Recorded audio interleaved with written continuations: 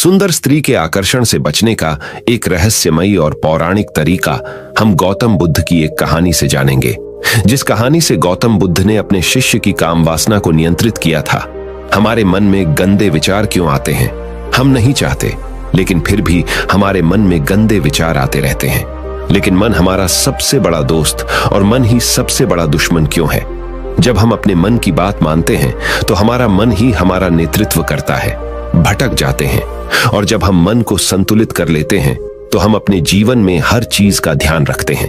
हम अपने मन में आने वाले गंदे विचारों को रोकने की कोशिश करते हैं, लेकिन जितना अधिक हम रोकते हैं उतना ही ये विचार हमारे अंदर प्रवेश करते हैं। जितना अधिक आप किसी चीज से दूर भागते हैं, वह चीज आपको अपने पास ले जाएगी। इसलिए उस चीज से दूर मत भागिए, उस पर संतुलन बनाए रखिए। स्त्री आकर्षण से बचने के लिए हम आज के इस वीडियो में गौतम बुद्ध की एक रहस्यमय कहानी आपके सामने प्रस्तुत कर रहे हैं। तो चलिए उसे कहानी की शुरुआत करते हैं। एक बार एक युवक गौतम बुद्ध के पास आया और गौतम बुद्ध से बोला कि ही बुद्ध, मेरे मन में इतने गंदे विचार क्यों आते हैं? मैं नहीं चाहता कि मेरे मन में गंदे विचार आए, पर मेरे मन में हमेशा काम वासना के विचार चलते रहते हैं और मैं इनके के बारे में सोच सोच कर बहुत परेशान हूं। मेरी ऊर्जा और समय यह सब सोचने में ही नष्ट हो जाता है, और इन सब विचारों की वजह से मैं कभी भी शांत नहीं रह पाता, और मैं हमेशा ही स्त्रियों को देखकर मोहित हो जाता हूं। अपने आप को रोक ही नहीं पाता। बुद्ध मुस्कुराए और उन्होंने उस युवक से पूछा, क्या तुम्हें पता है ये काम वासना होती क्या है?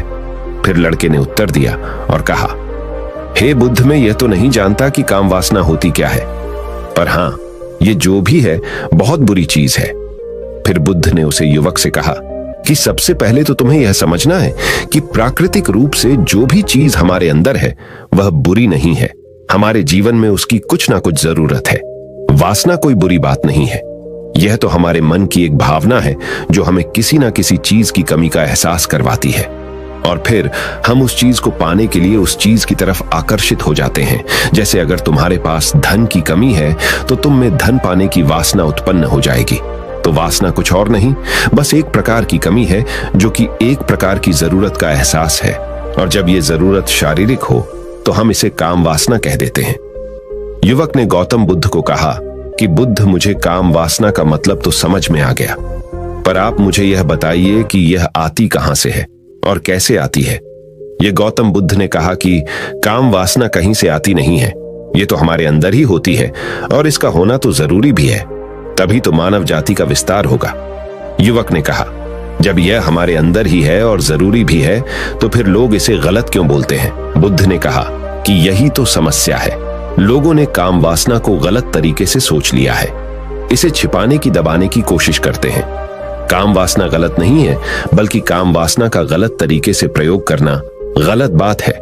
लोग जिससे प्रेम करते हैं बस उसी के लिए जीने लग जाते हैं, उसे पाना ही अपना लक्ष्य बना लेते हैं और उसी के बारे में हमेशा सोचते रहते हैं, पर यह सब गलत है।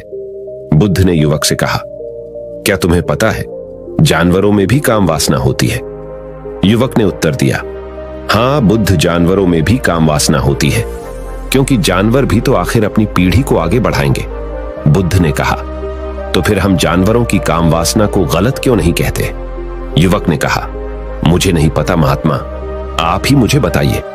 गौतम बुद्ध ने कहा कि जानवर अपनी काम वासना का प्रयोग आनंद प्राप्ति के लिए नहीं करते, वह तो सिर्फ संतान उत्पन्न करने के लिए काम वासना का उपयोग करते हैं। जानवरों को प्रकृति ने इतनी समझ नहीं दी कि वह काम वासना को अपने सुख का आधार बना सके, जबकि मनुष्य अपनी समझ के बलबूते पर प्रकृति में पाई जाने वाली प्रत्येक वस्तु को अपने सुख के लिए अपने प्रयोग करता है। हम इंसानों ने ही काम वासना को अपने सुख का साधन बना लिया है, जबकि प्रकृति ने तो हमें अपने वंश को आगे बढ़ाने के लिए दिया था। लेकिन इंसानों ने इसे अपने जीवन का परम लक्ष्य बना रखा है, और इस तरह से काम वासना का बेलगाम हो जाना गलत है। युवक ने पूछा, महात्मा जी, ये काम वासना हम पर हावी क्यों होती है? क्यों यह बेलगाम हो जाते हैं? तब गौतम बुद्ध ने कहा कि सुनो, अब जो मैं तुम्हें बताऊंगा उसे तुम ध्यानपूर्वक सुनना। काम वासना का सारा खेल तुम्हें समझ आ जाएगा, तुम्हें तुम्हारे सारे सवालों का जवाब मिल जाएगा, बस तुम्हें ध्यान से सुनकर समझना है। फिर गौतम बुद्ध युवक को बताना शुरू करते हैं एक बार की बात है, एक आश्रम में गुरु और उनके शिष्य रहा करते थे, जिससे रोजाना आश्रम के बाहर स्थित गांव में भिक्षा लेने के लिए जाते थे। उसी आश्रम का एक शिष्य जिस गांव में भिक्षा लेने जाता था, उसे रास्ते में एक नदी पड़ती थी, जिससे रोज उसी रास्ते से भिक्षा लेने जाता था। एक दिन उससे ने देखा कि एक लड़का पेड़ के पीछे छिपा है। वह उस लड़के के पास गया और उससे जाकर बोला, भाई, तुम इस पेड़ के पीछे छिपकर क्या देख रहे हो? लड़के ने कहा, अरे तुझे नहीं दिख रहा क्या कि मैं क्या देख रहा हूं? तब शिष्य ने नदी की तरफ देखा तो वहां पर कुछ लड़कियां पानी भर रही थी। वो लड़कियां 14-15 साल की होगी। तब शिष्य ने उसे लड़के से कहा, अरे भाई, वहां पर तो लड़कियां पानी भर रही है, इसमें छिपकर देखने वाली क्या बात है? तब वो लड़का शिष्य की तरफ देखकर उससे कहता है, अरे पागल, तुम्हें दिखाई नहीं दे रहा? ये परी कैसे नदी से पानी ला रही है? जरा उनकी अदाओं को तो देखो, उनके कोमल शरीर को देखो। उनकी पतली कमर मटके को उठाते समय बल खाती है और उनके बाल उनकी कमर पर कैसे लहरा रहे हैं, मानो सुंदरता बिखरी पड़ी हो। उसने फिर से नदी के किनारे देखा और इस बार वह नदी के किनारे देखता रहा। अब कुछ भी दिखाई नहीं दे रहा था और वह बिल्कुल निडर था। उसे किसी भी चीज का कोई डर नहीं था, लेकिन अब वो छिपने लगा और उन लड़कियों को देखने लगा जैसे उसने कोई अपराध कर दिया हो। और जब वो छिपकर उन लड़कियों को देख रहा था, तभी वो अचानक अंदर से कौंप गया और उसने कहा कि ये मैं क्या कर रहा हूं? मैं जो कर रहा हूं वो सही नहीं है, मुझे यहां से चले जाना चाहिए। और फिर वह जल्दी से वहां से चला गया। वो आश्रम पहुंच जाता है। आश्रम जाकर वो अपने कार्यों में लग गया, लेकिन जो अभी वह देख कर आया था वही उसकी आंखों के सामने बार बार आ रहा था। उसके मन में वही दृश्य चल रहा था। उसका दिमाग सब कुछ देखने के लिए संघर्ष कर रहा था। उसका किसी भी काम में मन नहीं लग रहा था। सुबह होते ही वह रोज जल्दी ही भिक्षा के लिए आश्रम से निकल जाता और उस नदी के पास वाले पेड़ के पास जाता, जहां पर वह लड़का पहले से मौजूद रहता था। उसके साथ मिलकर लड़कियों को छुप छुप कर देखता था। अब वह ऐसा रोज करने लग गया। यह उसके रोज का काम हो गया। अब उस शिष्य का मन किसी भी काम में नहीं लगता था। वो हमेशा ही किसी न किसी प्रकार के विचार में उलझा रहता। वो आश्रम के कार्यों को भी ठीक ढंग से नहीं कर पा रहा था। ना वो ठीक से सो पाता था, ना वो ठीक से खाना खा पाता था। उसका मन बेचैन सा रहता था। उसका मन बार बार उन लड़कियों की खूबसूरती देखने को मचलता था। जब गुरु भिक्षा दे रहे थे, तब भी उनका मन किन्हीं अन्य विचारों में खोया हुआ था। गुरु ने अपने शिष्य की इन हरकतों को भांप लिया था। फिर एक दिन गुरु ने शिष्य को अपने पास बुलाया और कहा कि आज से मैं भी तुम्हारे साथ भिक्षा मांगने चलूंगा। आप और मैं एक साथ भिक्षा मांगने जाएंगे। तभी शिष्य गुरु को मना करते हुए बोला, नहीं गुरुदेव, आप परेशान क्यों हो रहे हो? मैं अकेला ही ठीक से भिक्षा मांग सकता हूं। गुरु ने शिष्य से कहा कि ठीक है, तुम अकेले ही भिक्षा मांगने जाओ, जिससे वह तुरंत भिक्षा मांगने निकल पड़ा। सभी लोग उसे देखने के लिए उसके पीछे पीछे चलने लगे। थोड़ी दूर जाने पर गुरु ने देखा कि उनका शिष्य एक अपराधी की तरह एक लड़के के साथ पेड़ के पीछे छिपा हुआ है और छिपकर कुछ देख रहा है। गुरु भी अपने शिष्य के पीछे जाकर खड़े हो गए। उसका शिष्य क्या देख रहा है, जिसे देखने के लिए वह एक अपराधी की तरह पेड़ के पीछे छिपा हुआ है? गुरु ने देखा कि उसका शिष्य पेड़ के पीछे छिपकर नदी से पानी ले रही लड़कियों को देख रहा है। तब गुरु ने शिष्य से कहा, क्या देख रहे हो? अपने मालिक की आवाज सुनकर वह डर गया और उसके पसीने छूटने लगे। वह ऐसे कांपने लगा जैसे उसने किसी चोर को चोरी करते समय पकड़ लिया हो। उसी से उसकी हालत खराब हो गई। वो कुछ भी नहीं बोल पा रहा था। दूसरा लड़का जो शिष्य के साथ था वहां से भाग गया। उसके मुंह से कुछ टूटे फूटे शब्द ही बाहर निकल रहे थे। वो अपने गुरु से नजर भी नहीं मिला पा रहा था। गुरु ने शिष्य की तरफ देखा और कहा कि मेरा शिष्य तो निर्भय था, उसे तो किसी भी चीज का डर नहीं था, लेकिन ये क्या, तुम तो भय के मारे कांप रहे हो। शिष्य ने गुरु से कहा कि मुझे माफ कर दो गुरुदेव, मेरा इसमें कोई दोष नहीं है। उस लड़के ने मुझे बहका दिया था, लेकिन आपसे मैं वादा करता हूं कि आज के बाद मैं ऐसा कभी दोबारा नहीं करूंगा। मुझे माफ कर दो गुरुदेव। गुरु ने शिष्य से कहा कि कोई बात नहीं, पर इस बात का तुम ध्यान रखना कि हम जैसी संगति करते हैं वैसा ही फल हमें प्राप्त होता है। हम जैसी संगति करते हैं उसके विचार हमारे अंदर प्रवेश करते हैं, इसीलिए अच्छी संगति करो जिससे तुम्हारे अंदर अच्छे विचारों का प्रवेश हो। फिर गुरु और शिष्य आश्रम लौट आए और फिर से शिष्य आश्रम के कार्यों पर ध्यान देने लगा। उसने उस रास्ते को छोड़ दिया और दूसरे रास्ते से जाने लगा। वो अपने काम को ध्यान से करने लगा, लेकिन धीरे धीरे उसके अंदर क्रोध उत्पन्न हो गया और फिर वो दूसरे शिष्यों पर क्रोध करने लगा और बेचैन रहने लग गया। अब वो सही समय पर भोजन भी नहीं करता था, वो भोजन भी बहुत कम खाता था। एक रात गुरु शिष्य के पास आए और उसे बोले कि अब तक तुमने कितनी बार अपना वादा तोड़ दिया। यह सुनकर शिष्य अपने गुरु के चरणों में गिर गया और रोने लगा। रोते रोते ही उसने गुरु से कहा कि गुरुदेव, मैं कई बार अपना वादा तोड़ चुका हूं। फिर मैं वादा करता हूं, लेकिन हर बार जब मैं वादा तोड़ देता हूं तो मेरा मन मेरे वश में नहीं रहता। मैं बहुत कोशिश करता हूं कि अपने मन से सारे बुरे विचार निकाल दूं, लेकिन चाहकर भी मैं ऐसा नहीं कर पाता। फिर गुरु ने शिष्य को कहा कि चलो मेरे साथ। गुरु शिष्य को आश्रम के बगीचे में लेकर गए और शिष्य से कहा कि देखो, यहां पर कुछ नाली बनी हुई है जिससे नदी का पानी इन पौधों तक आ रहा है और यह पानी निरंतर गति से आगे बढ़ रहा है। क्या तुम इस पानी के बहाव को रोक सकते हो? शिष्य ने कहा कि हां गुरुदेव, मैं इस बहाव को रोक सकता हूं। फिर शिष्य ने मिट्टी उठाकर उस नाली में रख दी तो पानी थोड़ी देर के लिए रुक गया और फिर थोड़ी देर बाद उस मिट्टी के ऊपर से पानी बहने लगा। गुरु ने शिष्य से कहा, अरे ये क्या, ये तो पानी रुका ही नहीं। फिर से शिष्य ने कुछ कंकर पत्थर उठाकर उसे नाली में रख दिए और फिर थोड़ी देर के लिए पानी रुक गया, लेकिन फिर थोड़ी देर बाद ही उन कंकड़ पत्थर के ऊपर से पानी निकल आया। फिर गुरु ने कहा कि शिष्य, यह क्या हुआ?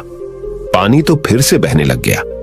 तुम तो बोल रहे थे कि तुम इसे रोक दोगे। क्या हम किसी काम को रोकना चाहे तो क्या हम उसे रोक नहीं सकते? तब शिष्य ने कहा, कोई बात नहीं गुरुदेव, मैं इस पानी को तो आपको रोक के दिखाऊंगा। शिष्य फिर से एक बड़ा सा पत्थर लेकर आया और उस नाली पर रख दिया और पानी रुक गया। तब गुरु से कहा कि देखा गुरुदेव, मैंने कहा था ना कि पानी को मैं रोक दूंगा। मैंने पानी को रोक दिखाया। आपकी बात मैंने पूरी कर दी। गुरु मुस्कुराए और बोले, अच्छा जरा ध्यान से देखो, पानी रुक गया क्या?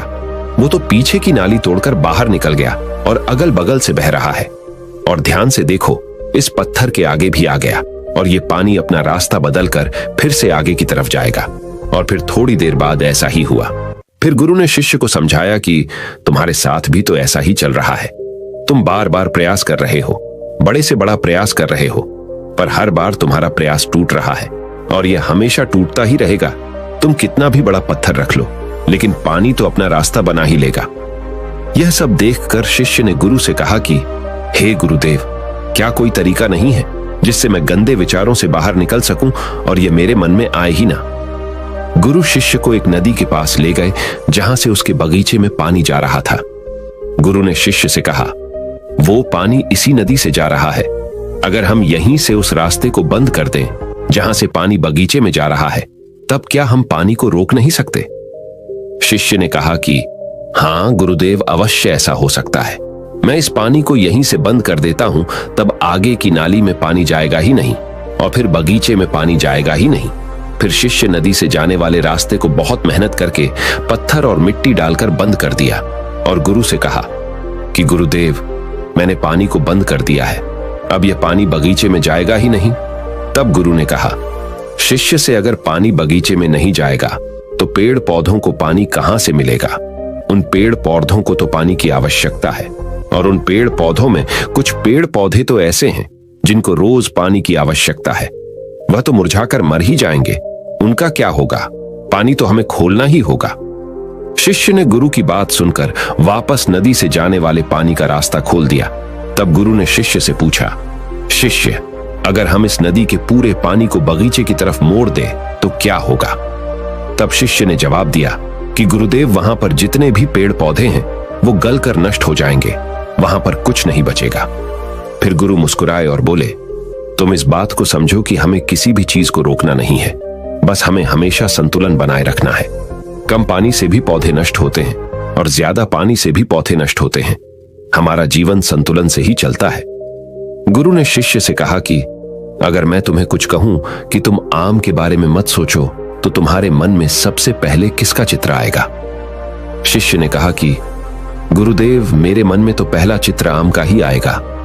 गुरु ने कहा कि जब हम गंदे विचारों को जबरदस्ती रोकने का प्रयास करते हैं तो वह और मजबूती के साथ हमारे अंदर प्रवेश करते हैं, हमारे अंदर उठाते हैं। इसीलिए हमें उन्हें कभी भी दबाने की कोशिश नहीं करनी चाहिए। तब गुरु शिष्य के पास गए और बोले कि बुरे लोगों की संगति के कारण भी हमारे अंदर गंदे विचार आते हैं। कभी कभी ऐसा होता है कि हमारे अंदर कामुकता नहीं होती, लेकिन कुछ अश्लील लोगों के साथ रहने के कारण वह हम पर हावी हो जाती है। तब शिष्य ने कहा कि गुरुदेव, आप सही कह रहे हैं, मैं अपने लक्ष्य से भटक गया था। तब वह शिष्य रात को बहुत शांति से सोया, सुबह पूरे मन से अपना काम किया और फिर सुबह वही भिक्षा लेने चला गया जहां वह लड़का आज भी पेड़ के पीछे छुपकर उन लड़कियों को देख रहा था। वो शिष्य नदी पर गया जहां वह लड़कियां पानी भर रही थीं। उसने उन लड़कियों से पानी मंगवाया। लड़कियों में से एक लड़की ने उसे पानी पिलाया और उस सन्यासी शिष्य के चरण छुए शिष्य ने उसे आशीर्वाद दिया कि तुम्हारा कल्याण हो।